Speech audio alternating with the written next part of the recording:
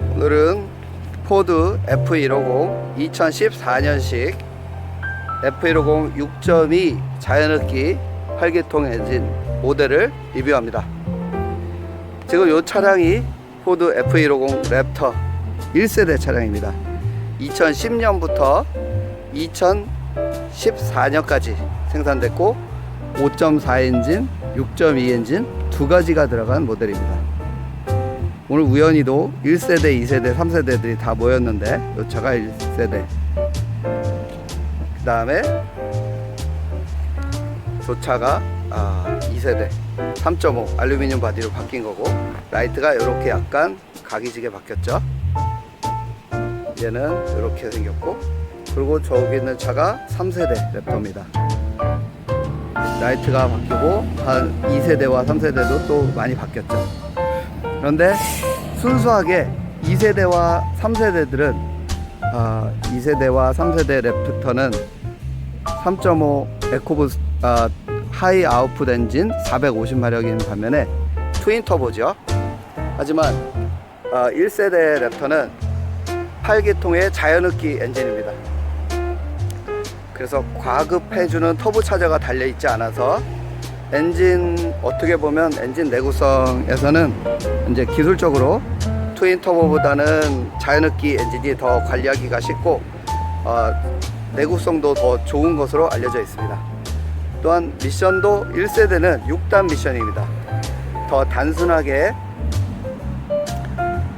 더 작은 단수, 어차피 최고 속도는 미션과 드라이브 샤프트가 바로 연결되는 구조이기 때문에 그 최고 속도와 정지 상태를 10단으로 나누느냐 6단으로 나누느냐 차이로 6단 미션이냐 10단 미션이냐가 차이가 나는 거죠. 그만큼 변속되는 타이밍이 좀 더 오래 지속되기 때문에 내구성이 더 6단이 더 10단보다는 더 좋을 수밖에 없습니다. 휠 타이어는 35인치가 장착되어 있습니다.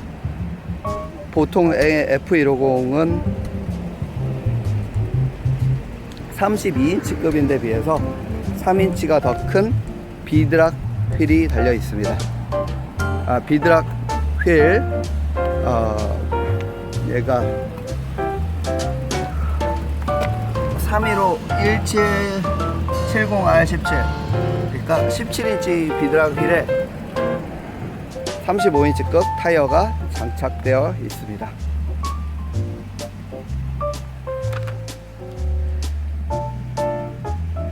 포드는 100년 전부터, 무려 1900년도 초반부터 픽업 트럭을 생산하기 시작한 회사입니다.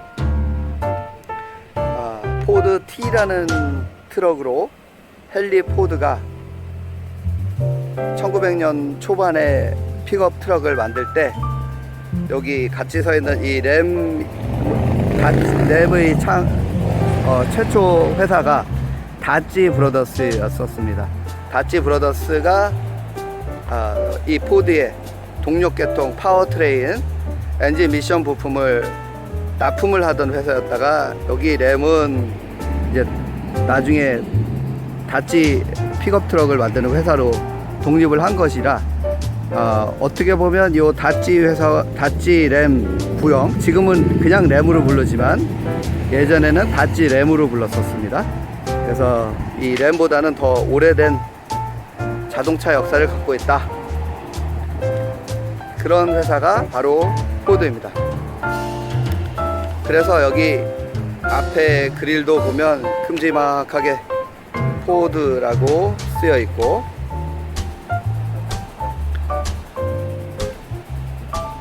헨리 포드의 이니셜이 오랫동안 기억 남도록 디자인된 멋진 트럭입니다.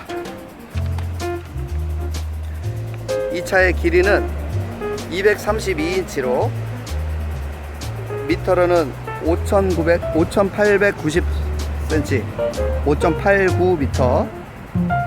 그 다음에 폭은 이 거울을 제외하고 2190, 그 다음에 높이는 199. 그렇습니다. 2m가 높이는 2m가 안되고, 요 거울을 제외한 폭은 2190. 일반 F150보다는 이 휀다가 이만큼 튀어나왔죠. 일반 F150은 여기 문과 휀다가 일직선인데 비해 얘는 근육질 바디로 이렇게 양쪽에 10cm 가량 더 튀어나왔습니다. 여기 10cm, 저쪽 10cm에서 2190이 되는 거고, 거울까지 포함하면 여기에 25cm를 더 해야 됩니다. 여기 12.5, 저쪽 12.5에서 거울 펼쳤을 때 폭은 2190에 25를 더하면 2340이군요. 꽤 큽니다. 구조적으로 35인치 휠 타이어를 장착을 하면 이렇게 밖으로 튀어나올 수밖에 없습니다. 그리고 훨씬 코너링에서도 안정적으로 더 와이드 바디이기 때문에 코너링에서도 더 안정적이고, 그라운드 클리어런스도 더 높아지기 때문에 오프로드에서도 하체가 닿지 않으면서 더 안정적인 오프로드를 고속주행을 할 수가 있습니다. 우리나라 대한민국에서는 주로 오프로드 개념이 락크롤링, 화강암을 타는 거를 오프로드라고 얘기를 하죠. 전 세계에서 대한민국의 한국어를 쓰는 사람의 비율이 0.4%라고 합니다. 그런데 영어권에서는 전 세계 44%가 영어가 통하는데, 그 세계에서는 오프로딩은 그냥 인도길을 다 오프로드라고 얘기를 합니다. 특히나 미국 문화에서는 황무지를 골드러시 때 황무지를 고속으로 질주를 해서 누가 더 많은 땅을 차지하느냐, 이런 싸움이었기 때문에 그 사막 같은 황무지를 누가 빨리 주파하느냐, 이런 문화에서 발달된 것이 현재 포드 F150 랩터라는 괴물 차량을 만들어냈고, 독일은 고속도로를 아우토반이라는 걸 만들어서 스포츠카 문화가 발달을 했고, 이렇게 각 나라마다 문화적인 특성이 자동차에 들어가 있는 경우가 많습니다. 자, 이제 하나하나 엔진부터 보겠습니다.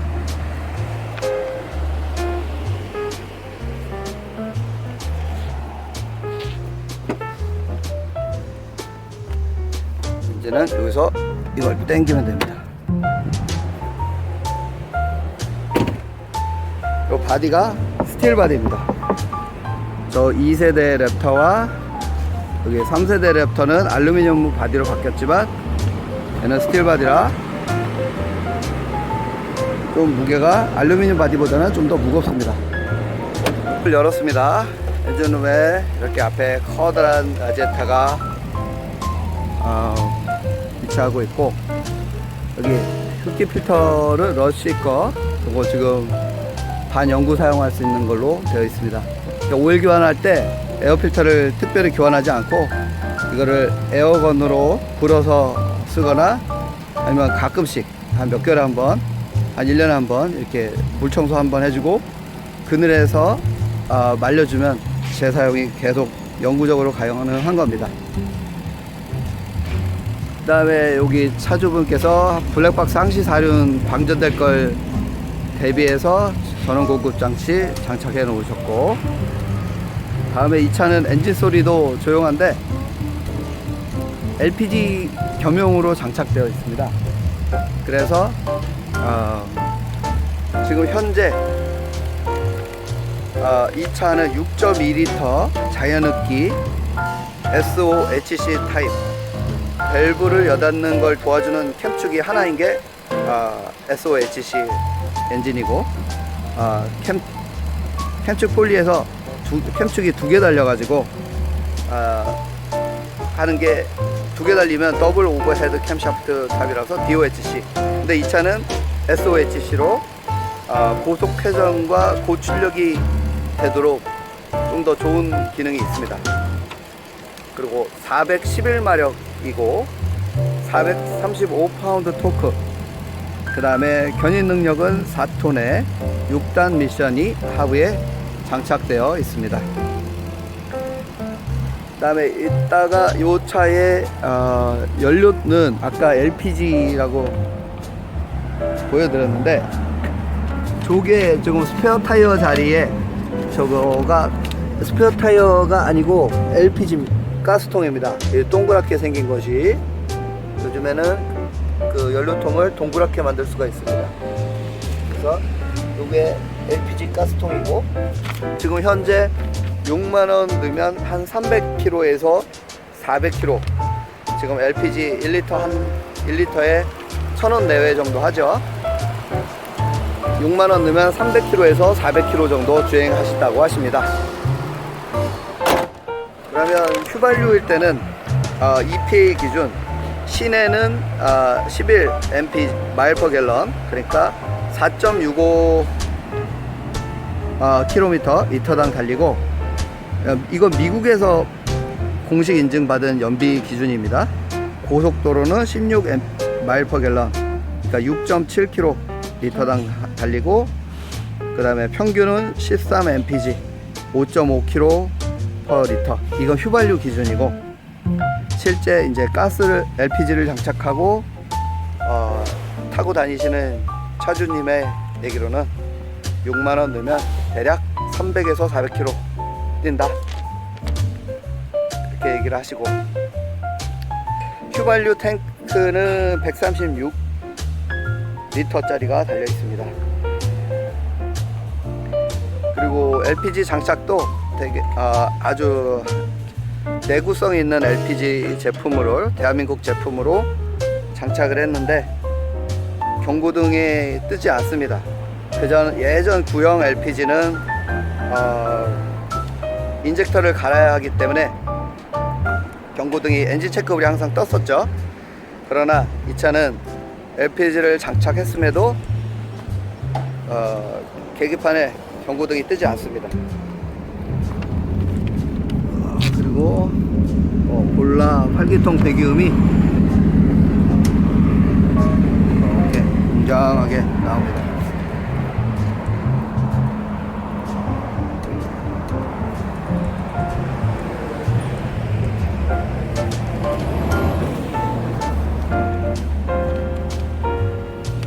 하부를 보시자면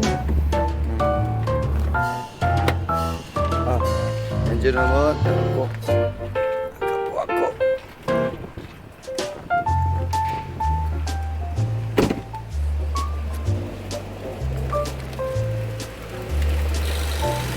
어, 13년이 지금 2014년도니까 12년이 지났음에도 깨끗합니다.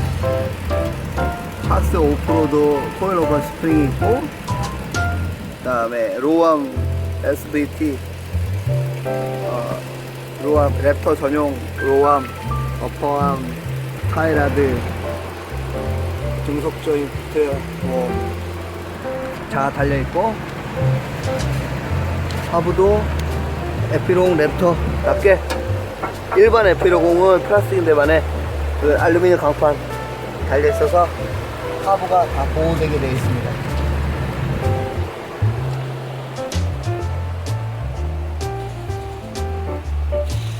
앞바퀴도 트레드가 손가락 하나 들어갈 정도로 많이 남아있고, 또 올테레인 타이어가 좋은 점이 머드 터레인보다는 이게 전천후란 뜻이거든요. 올 터레인이 모든 지형을 간다. 그래서 눈길, 빗길, 그 다음에 시내 주행 다 가능한 타이어이기 때문에 소리도 그렇게 안에서 실내 소음이 크게 들리질 않습니다. 올 터레인이 대신 머드 터레인보다 훨씬 조용한데, 고속도로 주행도 조용하고 다 좋은데 조금 더 가격이 머드 터레인보다는 비쌉니다.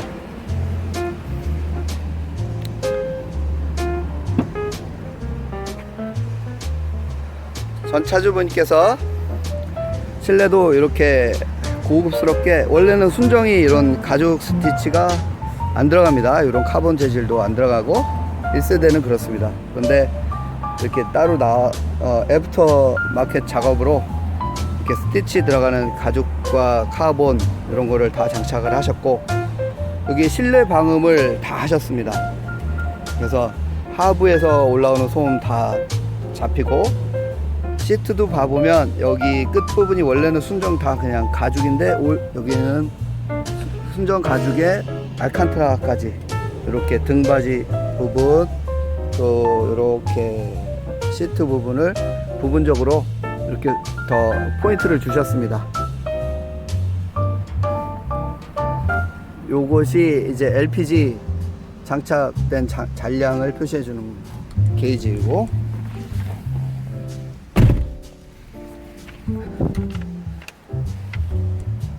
파킹, 이거는 뭐 여기서 말뚝 기어로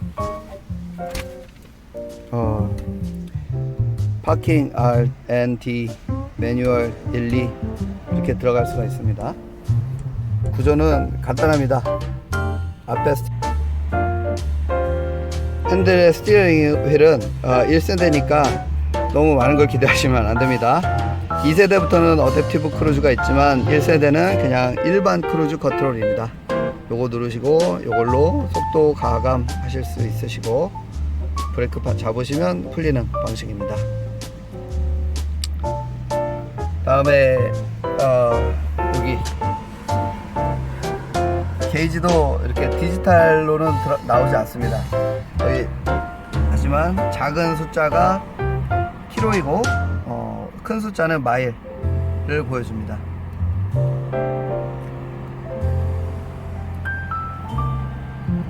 현재 86,200km에서 지금 오일 교환을 했으니까, 오늘 RB 모터스 서비스 센터 들어오셔서 오일 교환을 하셨기 때문에 다음번은 플러스 10,000km, 93,000km, 96,200km대 들어오시면 될 것 같습니다. 키는 키레스고는 없고 당연히 2륜 4륜 전환은 됩니다. 여기 보통 4륜 하이나 로우는, 4륜 하이는 그냥 드라이브에서도 되고 하는데 4륜 로우는 중립에서 해야 되니까 그냥 저희는 보통 중립에서 하시라고, 항상 모든 4륜을 중립에서 하시라고 권해드립니다. 그러면 이렇게 4륜 로우도 잘 들어가집니다. 4륜 하이로 놓게 되면 4륜 하이도 인 프로그레스, 시프트 인 프로그레스 한 3초간 메시지 나오다가 딱 바뀌면서 4륜 하이도 잘 들어가집니다. 평상시는 2륜으로 다니시면 되겠습니다. 다음에 요거 열선 통풍 시트는 앞좌석은 되고 뒷좌석은 안 됩니다. 요거는 앞좌석 전용만 열선 통풍 시트가 됩니다. 그 다음에 여기 힐 디스턴트 컨트롤, 경사 내려갈 때 엔진 RPM 조정해 주는 거 있고, 오프로드 모드를 누르면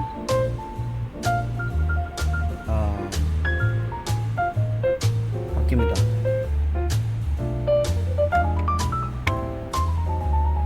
어떻게 바뀌죠? 그 다음에 여기 옥수 단자를 통해서 아주 어두운 곳에 서치라이트도 켤 수 있도록 릴레이와 퓨즈도 연결해 놓았습니다. TCS 오프 버튼이 있고, 어디 4륜 로우는 저절로 TCS 오프가 들어가지만 4륜 하이의 경우는 TCS 오프가 필요할 경우, 뭐 진흙탕에서 좀 이렇게 드리프트를 해보고 싶다 이럴 때 4륜 하이 놓고 TCS 오프를 누르시면 이렇게 재밌게 타실 수가 있으십니다. 다음에 요거는 가라지, 미국의 가라지 문, 개인 차고문 여는 버튼인데 우리나라는 뭐 하는 경우가 별로 없죠. 위에 천장은 소프트 크로딩 천장이고 가죽 아닙니다. 천재질. 선루프도 달려 있습니다.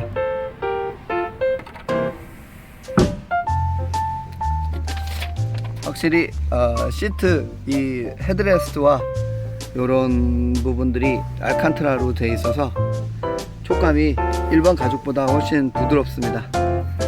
얘는 좀 매끌매끌하고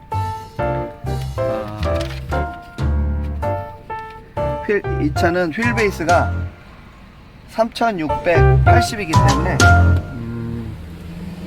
1열 시트 제가 1열 시트 2열 시트 공간이 휠 베이스에서 차이가 납니다. 근데 1열 시트를 이렇게 편안하게 세팅을 하고 편안하게 주행을 하다가 2열 시트를 봐보면 확실히 국산차와는 훨씬 넓은 공간이 나옵니다. 이게 이제 레그룸이 3680이다 보니까 앞바 휠베이스가 레그룸이 아니라 휠베이스가 앞바퀴부터 뒷바퀴 사이가 3680이 나오다 보니까 뒷공간이 이렇게 광활하게 넓은 공간이 나올 수가 있는 겁니다. 그래서 제가 키가 175인데도 이렇게 하나 둘 셋 넷 뭐 한 4주먹이 나오는 공간이 나옵니다. 여기 뒤에도 짐을 실는다고 하시면 이 좌석을 이렇게 제끼시면 여기도 이렇게 짐을 실을 수가 있으십니다. 그래서 자전거도 한대 MTB도 앞바퀴를 꺾으면 여기도 들어갈 것 같습니다.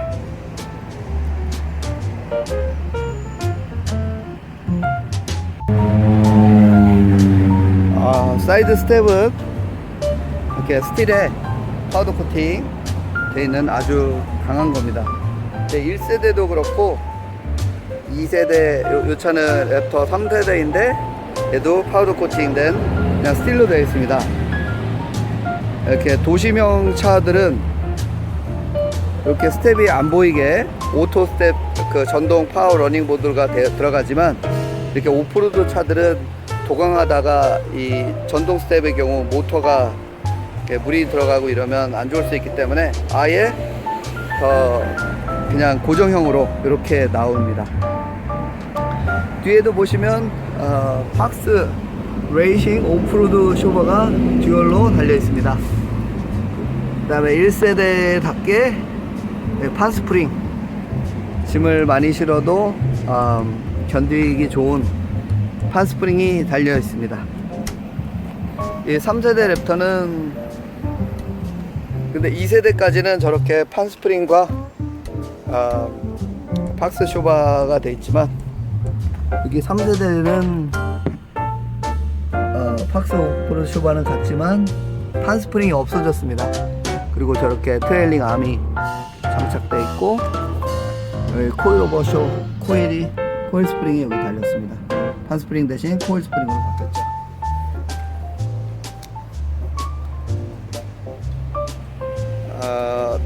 이 판스프링도 장단점이 있습니다.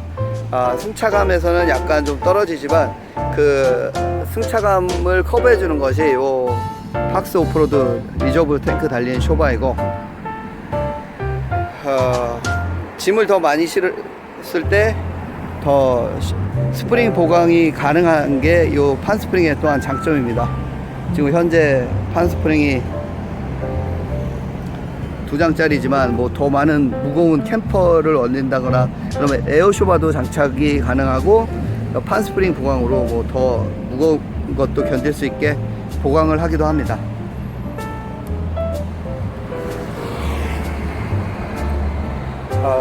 트렁크를 한번 보시겠습니다.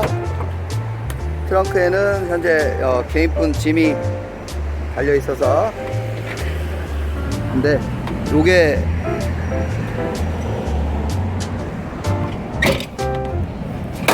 이렇게 하면 스텝이 되고 얘도 요 노란 버튼을 위로 올리면 이렇게 하면 발판과 스텝이 나와서 여기 밟고 여기를 잡고 올라가기 편하게 되어 있습니다. 그리고 얘도 이 양쪽에서 줄이 잡아 있는데 이 줄을 당기면 이 트렁크 커버가 열립니다. 여기서도 한 칸 또 줄을 당기면 한 칸씩 열려서 저 백플립 커버를 이렇게 3단까지도 열을 수가 있고,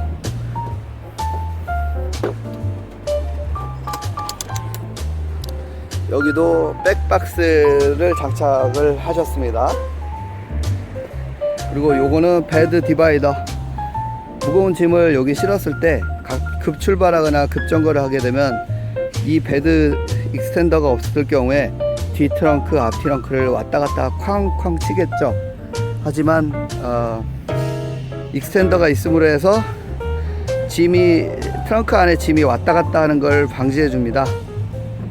그리고 얘를 또한 이렇게 뒤집으면 또 여기도 오토바이 실거나 할 때 더 많은 짐을 댐에 가두는 것처럼 안정적으로 옮기기 좋게 되어 있습니다.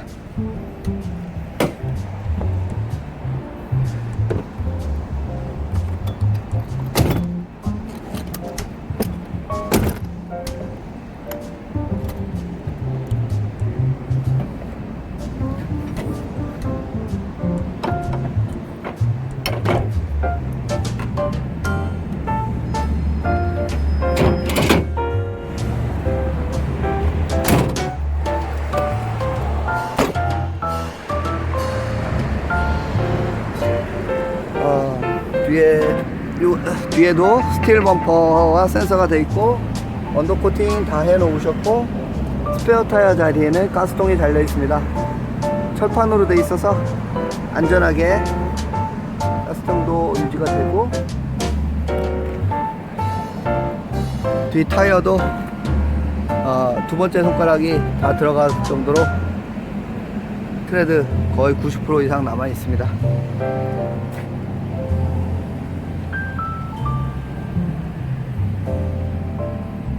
물론 2세대, 3세대로 되면서 바디가 알루미늄 바디로 바뀌었고, 또 엔진도 1세대 현재 이 14년식 랩터가 411마력인 거에 비해 3.5 트윈 터보 450마력으로 바뀌었지만, 여전히 이 자연흡기 엔진을 좋아하시는 매니아층도 꽤 있습니다. 그때의 넉넉한 배기음과 토크감이 주는 안정감, 이런 넉넉한 자연흡기 엔진을 좋아하시는 분께는 2014년식 포드 F150 랩터 6.2 버전을 추천을 드립니다. 백문이 불여일타이니까 한번 또 주행 느낌 한번 느껴보시겠습니다.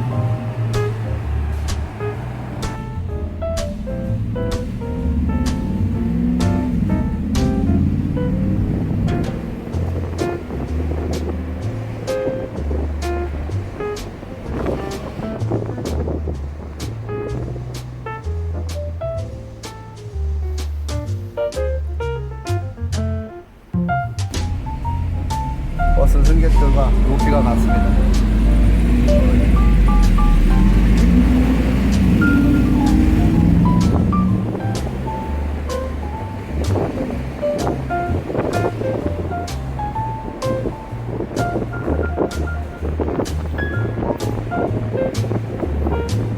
역시 자연흡기